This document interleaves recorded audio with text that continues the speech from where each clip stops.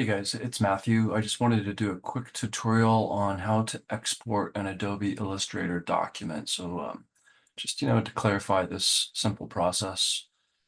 So I received an Illustrator file from a student, and instead of exporting the PNG or the Illustrator document rather into a PNG or a JPEG, they uploaded the .ai file, and that's okay. But I just thought, well, I'll use this as an opportunity to clarify this process.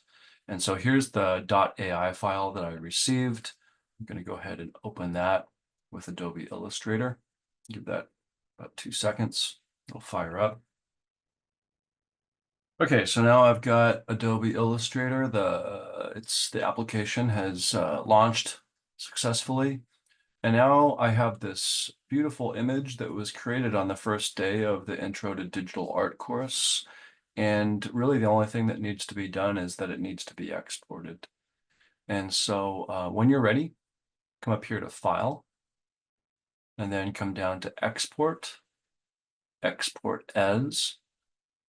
Once you click Export As, this dialog box will pop up. And there's an option down here to use artboards. Generally, you want to click yes, use artboards. And the reason being is because if you have any information, any graphic information that is falling off of the edge of the artboard, when you click use artboards, that information that is falling off will get cropped or omitted, or it will not come along for the ride in the export process. In my opinion, that's a good thing because sometimes you have things on the side just kind of resting or waiting or in process. You really don't always or ordinarily want that stuff to be exported to the client or to the project. It's really for your process and your use only. And so when you click use artboards only graphic information on the artboard will be exported. Okay, so I'm going to go ahead and send this to the desktop, and I'm going to keep the same file name, and then I'm going to click export. And then you're going to see another dialog box, which is going to give you some PNG options. And by the way, I did select PNG instead of JPEG. I generally like PNGs more coming out of Adobe Illustrator simply because of the nature of vector graphics. And so things are going to look a little bit more clean when you export a PNG. You also have the option of adding a transparency if you need that.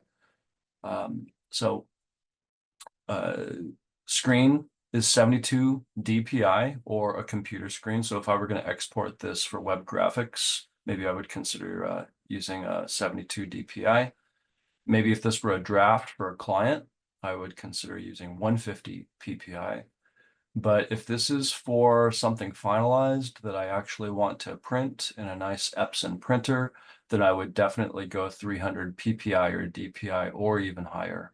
But 300 PPI is considered standard professional quality.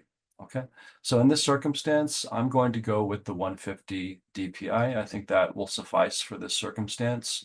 And I'm going to keep the white background. But just for, just kind of show you what happens here in this dialog box. If I use the drop down and click transparent, you'll see the alpha channel, which is transparent instead of the white background. But for this circumstance, again, I think I want the white background because this is more or less, graphic art or digital art. It's not going to the web. There are rare circumstances where you do want just alpha channel. Let's say that you're rendering an architectural view, and you want to place figures and different assets on top of an architectural rendering.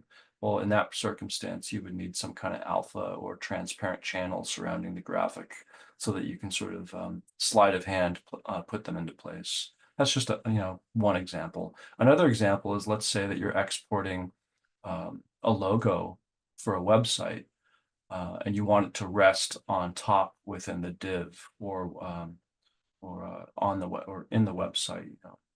And I know that may sound a little confusing if you've never taken a web design class, but trust me, sometimes you need that alpha transparent channel for a logo.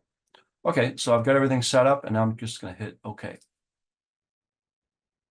Now I did send it to the desktop, and I think a rule of thumb is to always just kind of check to see how things turned out. So here it is right there. You can see there's the date and the time and the size. It's only 175 kilobytes. So I'm going to right click open with preview. And that's what we just exported out of Adobe Illustrator. For course assignments, I do like to get the Illustrator file and the PNG file. In fact, sometimes, or more often than not, I love to get an entire project folder because that oftentimes includes a lot of different types of assets that are appropriate for project process, just to kind of help to tell the story. I don't always get that, and so it's really up to the student. But if you're curious about how to get a PNG out of Adobe Illustrator, now you know. Thanks, guys.